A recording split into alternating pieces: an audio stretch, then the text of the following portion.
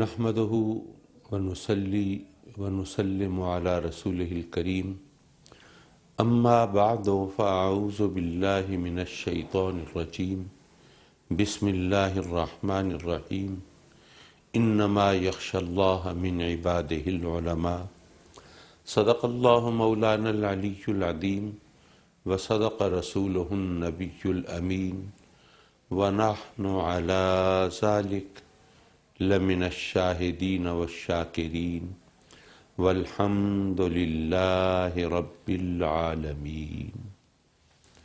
محترم ناظرین، ہم شیخ الہند سلطان الہند حضور خواجہ غریب نواز خواجہ معین الدین چشتی سنجری اجمیری رضی اللہ تعالیٰ عنہ کی یاد میں یہ محفل منعقد کر رہے ہیں اور کچھ گفتگو کر رہے ہیں، کیونکہ یہ ماہ رجب یہ ان کے یوم وصال کا مہینہ ہے اور 6 رجب کو یہ چھٹی منانا یہ اہل محبت اور اہل طریقت کا طریقہ ہے۔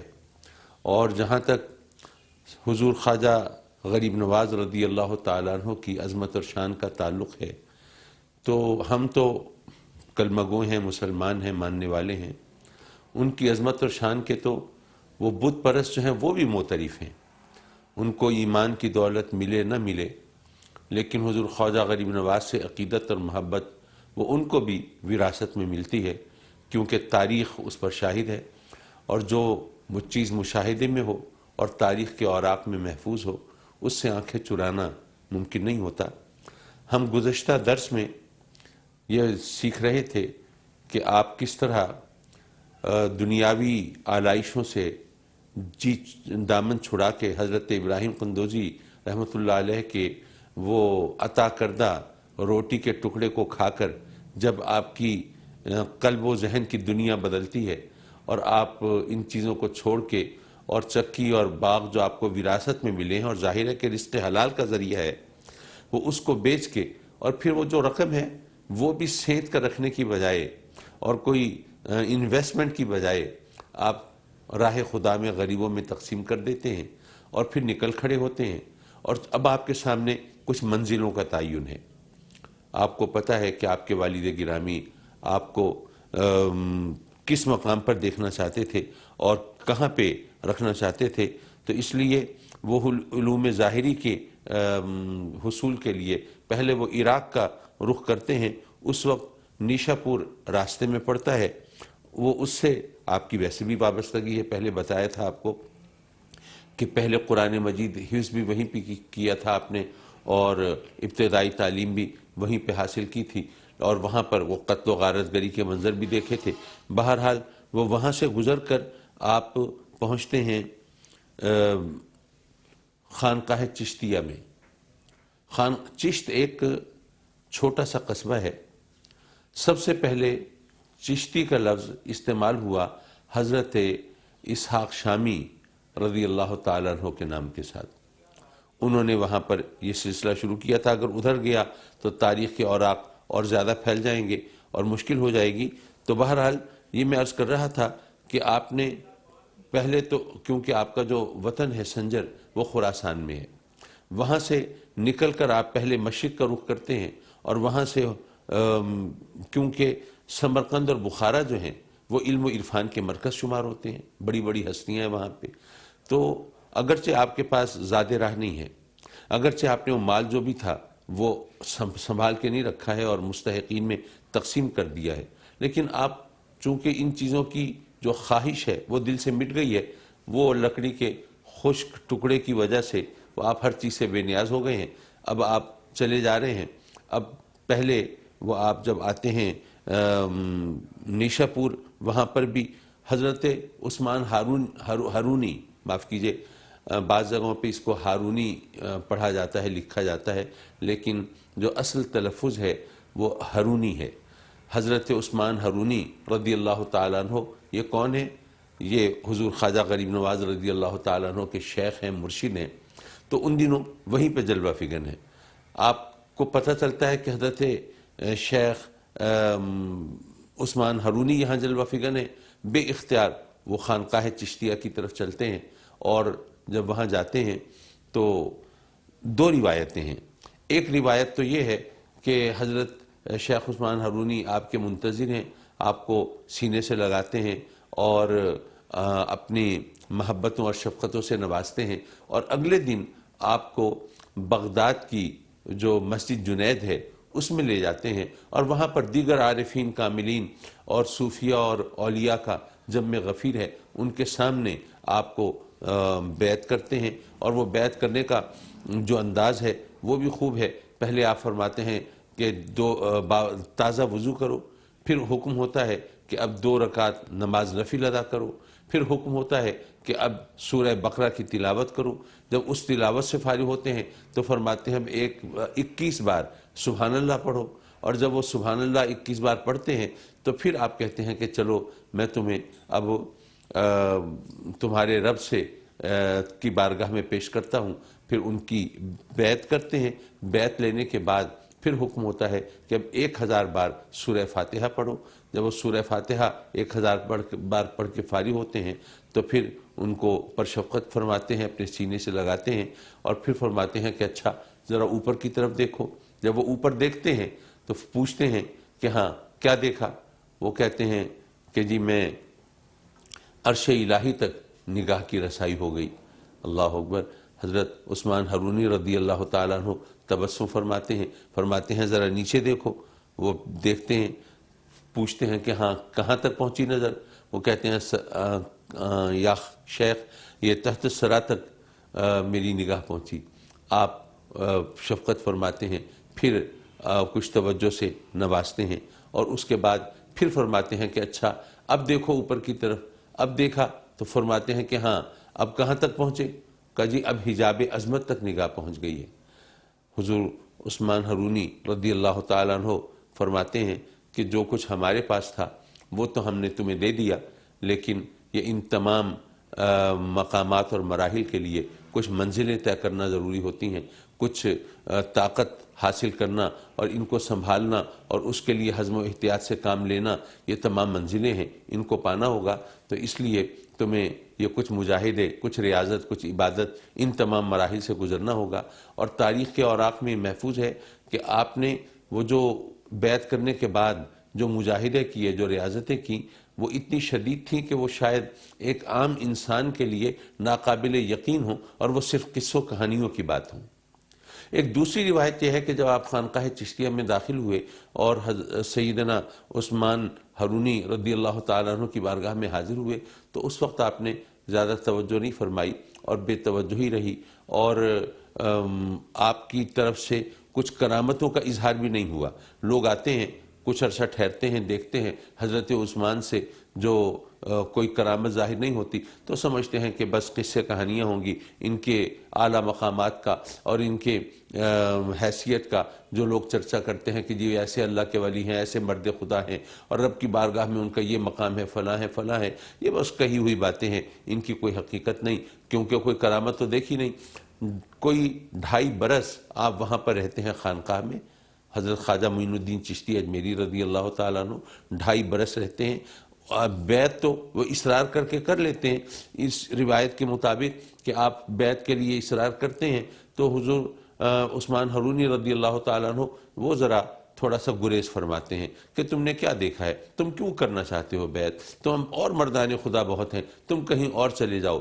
وہ آپ کی ثابت قدمی دیکھنا چاہتے ہیں، آپ کا استقلال دیکھنا چاہتے ہیں، آپ کی وارفتگی اور آپ کی دیوانگی کو پرکھنا چاہتے ہیں.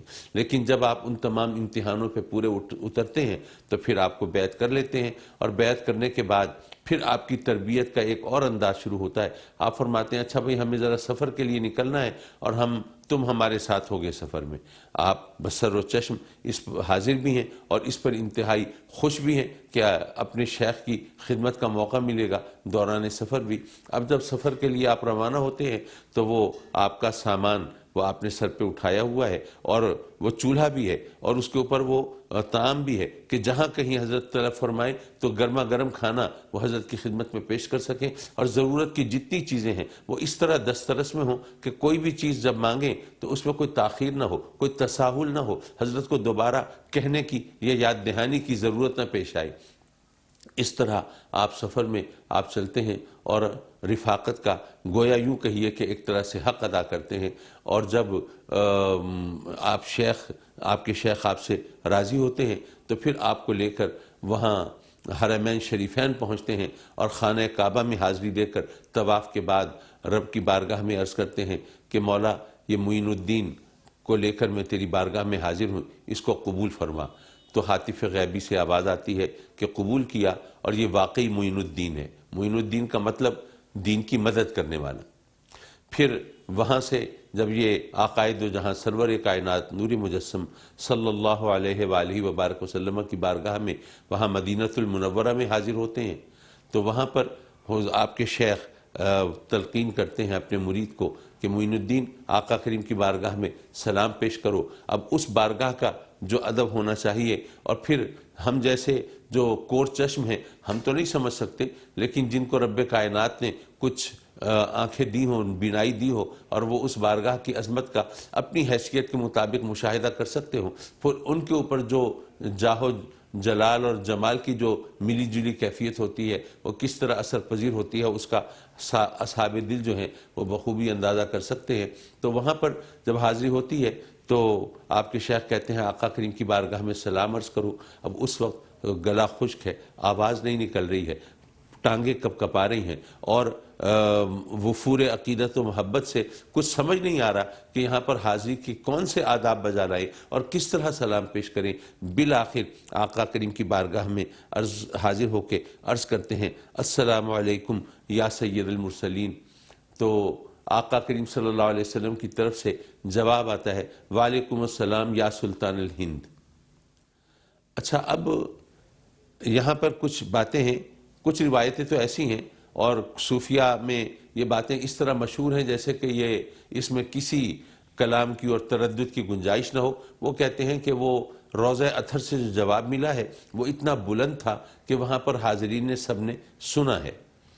اب ہمیں تو اس بارے میں ماننے میں کوئی عذر نہیں ہے، ظاہر ہے آقا کریم صلی اللہ علیہ وسلم اگر کسی کو نوازنا چاہیں تو اس میں آپ کا اور میرا کیا دخل ہو سکتا ہے، تو یقیناً ہمیں مان ہی لینا چاہیے۔ لیکن بعض اوقات لوگ جو ہیں جو علوم ظاہر کے حوالے سے سوچتے ہیں کہ یہ جو اللہ کی طرف سے جو قوانین ہیں وہ کیسے بدلے جا سکتے ہیں، اور شریعت کے احکام کو پس پش کیسے ڈالا جا سکتا ہے، اور عالم برزخ سے اس طرح عالم دنیا کا رابطہ، کیا یہ اللہ کے بنائے ہوئے قوانین سے یہ انحراف نہیں ہوگا؟ تو یہ اس بات کو اس طرح ماننا کس حد تک درست ہو سکتا ہے؟